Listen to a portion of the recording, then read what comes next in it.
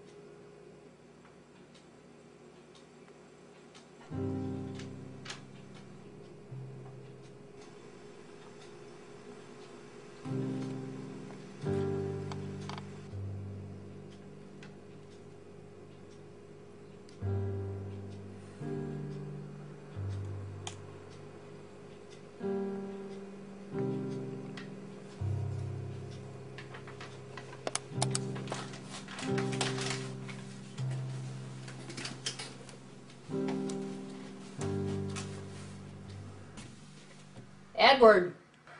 Edward! Don't you think it's time you got up? Do you want to stay in bed all day? Not that I have any doubts about you being lazy enough to stay in bed all day.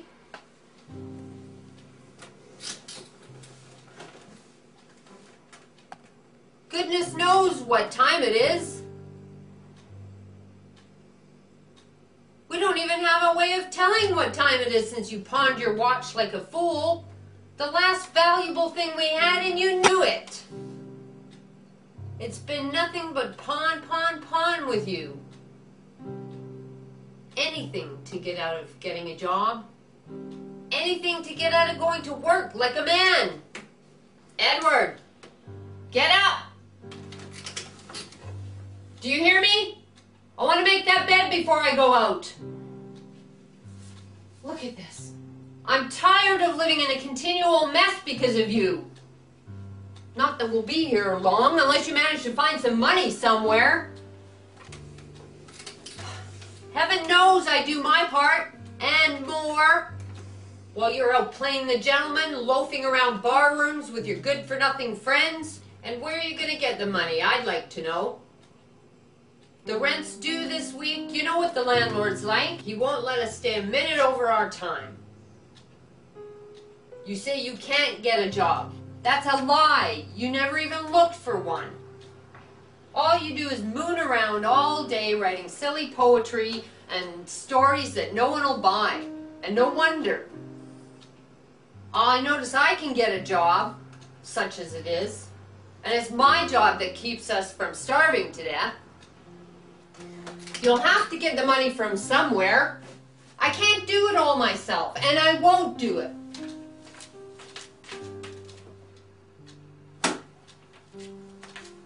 You've got to come to your senses. You've got to beg or borrow or steal it from somewhere.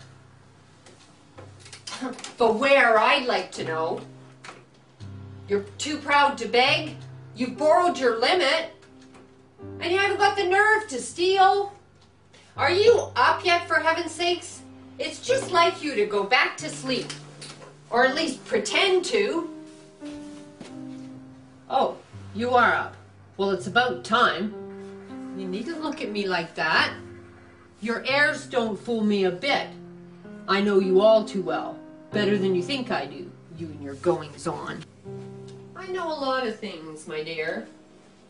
Don't you worry about what I know now. I'll let you know before I go. Well, I suppose I should get breakfast now. Not that there's anything much to get. Unless you have some money. Foolish question. You left in such a huff last night, I knew what was going to happen.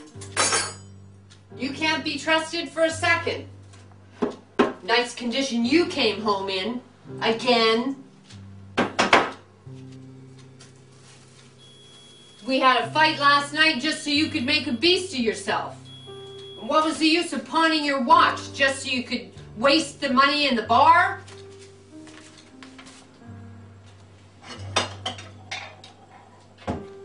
Hurry up. It doesn't take long to get breakfast these days.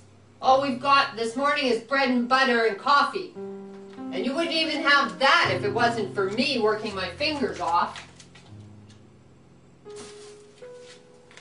And the bread's stale. I hope you like it. You don't deserve any better. But I don't know why I have to suffer. The coffee's ready in a minute, and don't expect me to wait for you. What on earth are you doing? Well, you're almost dressed. I expected you to be back in bed. That'd be just like you. Look at you. You look awful this morning. For heaven's sake, shave. You're disgusting. You look like a tramp. No wonder no one will give you a job. I don't blame them. You don't even look half the... Here's your vintage razor. Look at your hand tremble. You better give up drinking. You can't stand it. It's just your kind to get the DTs. That would be the last straw. Look at the mess on the floor. Cigarette butts, ashes all over the place. Why can't you put them on a plate? No, you wouldn't be considerate enough to think of me. You don't have to vacuum. That's all you care about.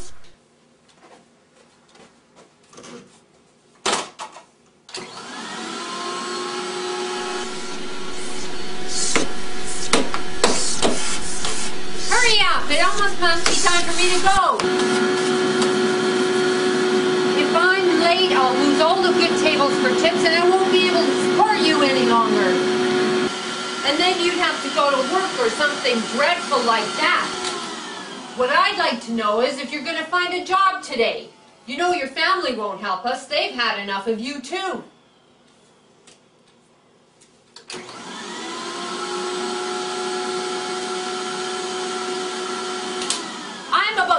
of all this.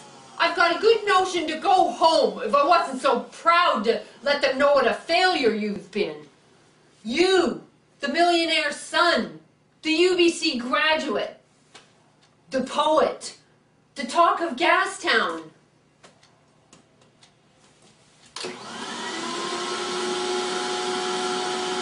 There wouldn't be many of them that envy my catch now, not that if they knew the truth. What the heck is our marriage anyway?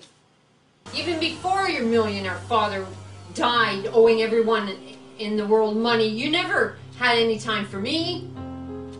I suppose you thought I should be glad that you were honorable enough to marry me after getting me in trouble. You were ashamed of me, weren't you? Your fine friends, because my father's only a grocer.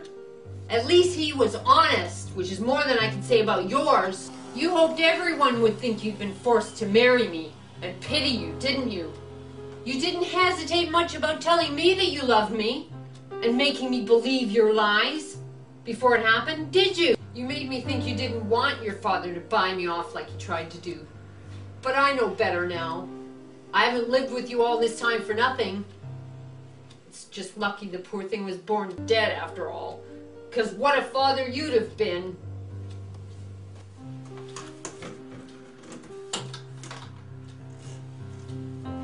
But I'm not the only one that's got you to thank for being unhappy.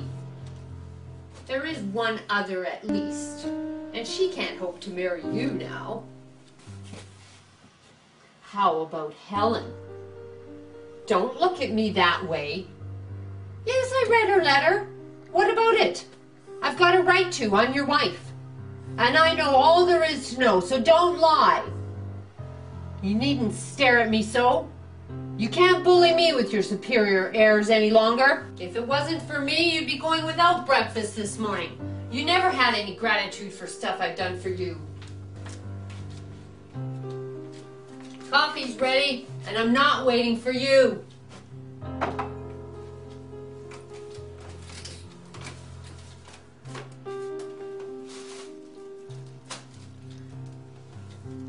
My head aches this morning. It's such a shame that I have to go to work in a greasy, smoke-filled room all day in my condition. And I wouldn't have to if you were half a man. By rights, I ought to be lying on my back instead of you. You know how sick I've been this last year, and you object to me having a little something to keep my spirits up. You didn't even want me to take this tonic I bought at the drugstore. I know you'd be glad if I was dead and gone. And then you could run around with these silly little girls that think you're just a wonderful, misunderstood person. This Helen and others. There. I knew you'd cut yourself. Should be a lesson to you. You know you shouldn't be out drinking when your nerves are in such an awful state. What makes you so pale? Why are you staring at yourself like that? For goodness sakes, wipe the blood off your face. It's gross. There, that's better. I never could stand the sight of blood. You better give up trying and go to the barber. Your hands are really shaking. Why do you stare at me like that? Are you still mad at me about that letter? I had a right to read the letter. I'm your wife.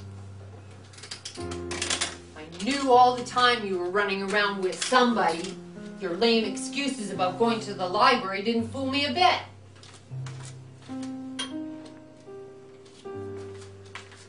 Who is this Helen anyway? Is she an artist? Or does she write poetry too? Sounds that way in her letter.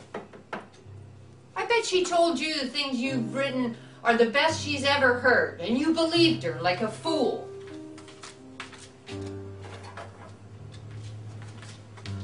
Is she young and pretty?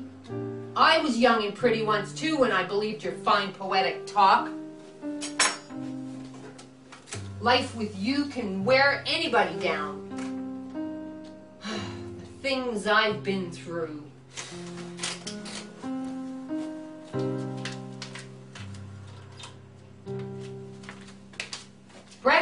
breakfast is ready.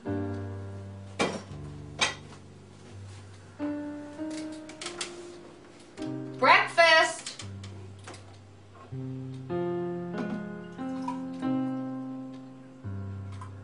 Your coffee's getting cold.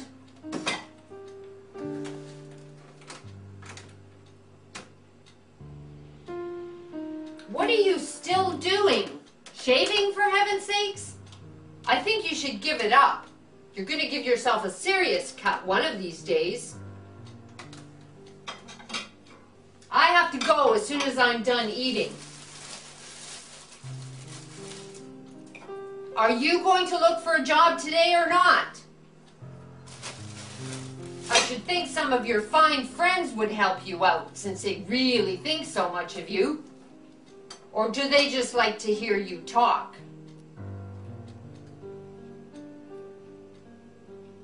I feel sorry for this Helen, whoever she is. Don't you have any feelings for anyone else? What will her family say? She mentions them in the letter. What's she going to do anyway? Is she going to have the baby or go to one of those clinics? That's nice, I must say. And where will she get the money? Is she rich? You won't tell me anything about her, will you? Like I care. Come to think of it, I don't feel so sorry for Helen after all. She knew what she was doing. She's not just any schoolgirl like I was, from the looks of her letter. Does she know that you're married? Of course she must. All your friends know what an unhappy marriage you're in. I know they pity you, but they don't know my side of the story, and they'd talk differently if they did. This Helen must be a fine one if she knew you were married. What did she expect? That I'd divorce you and let her marry you? Does she think I'm crazy enough to do that after all you've put me through? I guess not. You can't divorce me and you know it. I've never done anything wrong.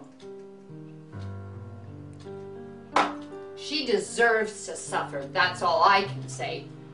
And you know what I think? I think your Helen is no better than a common streetwalker. That's what I think. Did you cut yourself again? Serves you right. I gotta get out of here.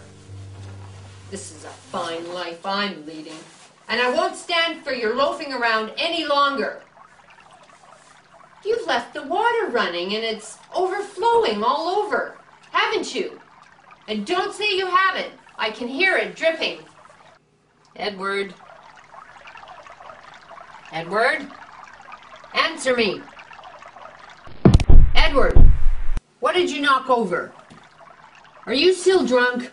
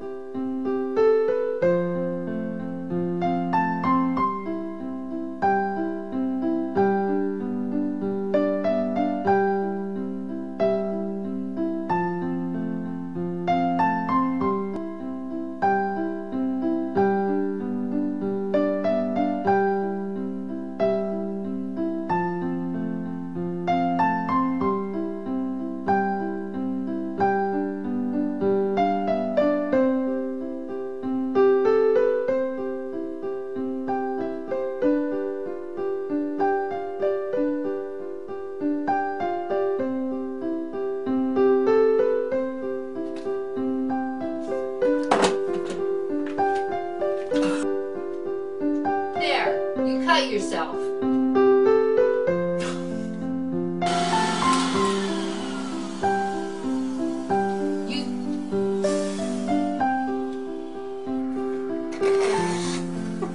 Edwards, wake up. Take 3. Rolling.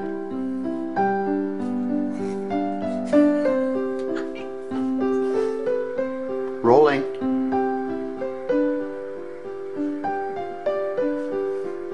Cut. Waking up Edward. Take 5. Rolling. Edward. What? You have... Shit. Any doubts about you? That'll be... Anything to get out of getting a job. Anything to out of... They've had enough of you too.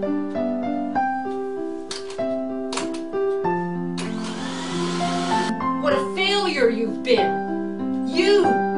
The Roland's... Take 4.